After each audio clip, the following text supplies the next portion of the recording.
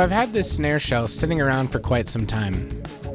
It's part of a cheap Mark II drum kit that I bought off Facebook Marketplace for $25 late last year. It's like many cheap steel snares, with the ribbed body in the middle, and isn't really anything special, but I'm hoping I can put it back together with a creative twist. I've always been one to collect and hang on to old orphan drums and parts, with the hope that some of it will be useful later. I knew I'd have the hoops and tension rods ready to go, but the lugs were my biggest worry. I did find this kid's drum set with the double-sided lugs, and it looked pretty close to what I needed. And luckily, after I ripped one of the lugs off, I found out it fit the hole spacing perfectly for this snare shell.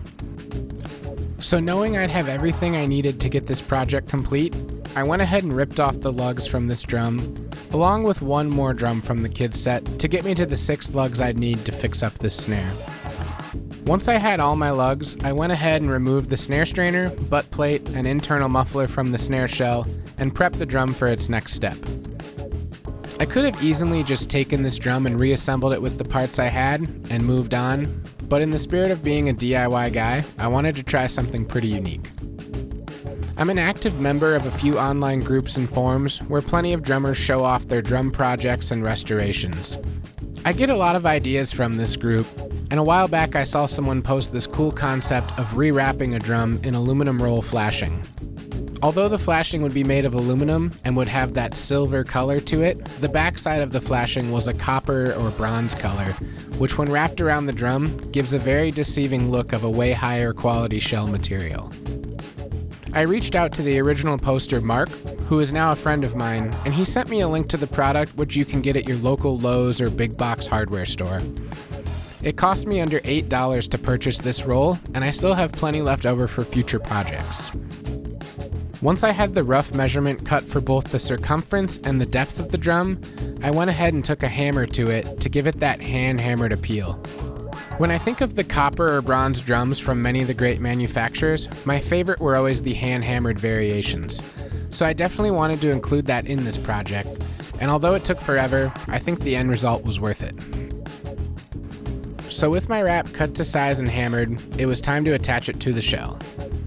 I used this Titebond extra strength spray adhesive with hope that if I could just get a decent bond, that all of the hardware mounted to the drum would also assist in holding it on the shell long term.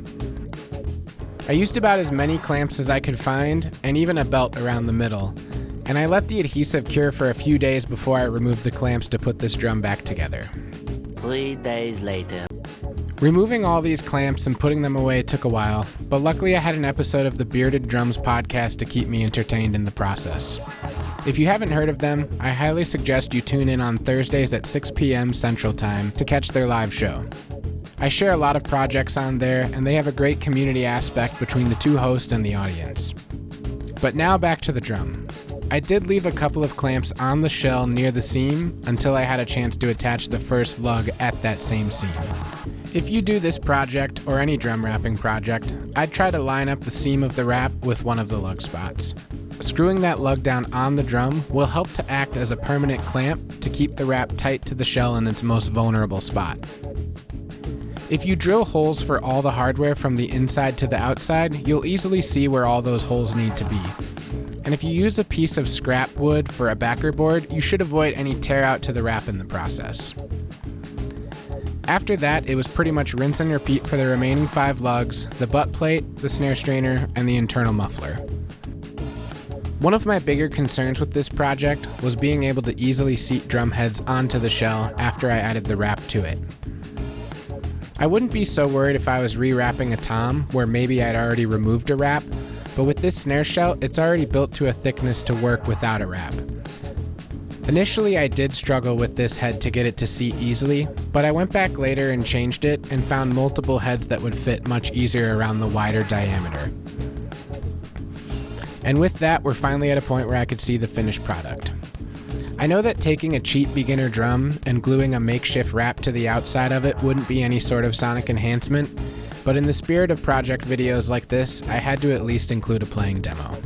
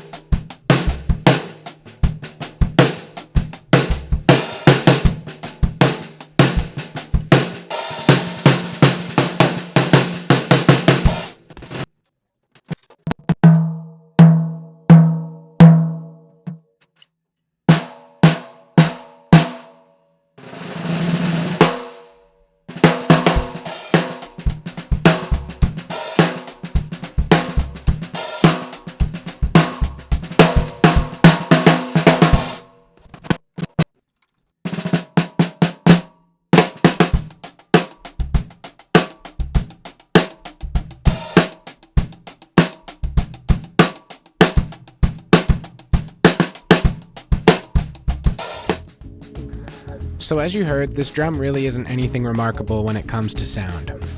But I knew I wasn't going to improve the sound of this drum without using any premium parts or investing into it beyond what I did. If you are interested in trying to take a drum like this and improving its sound quality, I'd suggest checking out Mike Dawson's Drum Candy podcast, as he's doing exactly that and consulting some of the greatest drummers around today about how they would improve a similar drum. But back to my financial investment. Everything I used in this project, aside from the $8 wrap, was materials I had on hand. So by that account, I think of this as a successful endeavor. I do think the wrap was a cool way to spruce up this drum's visual game, and I think the hand hammering looks somewhat convincing from a distance.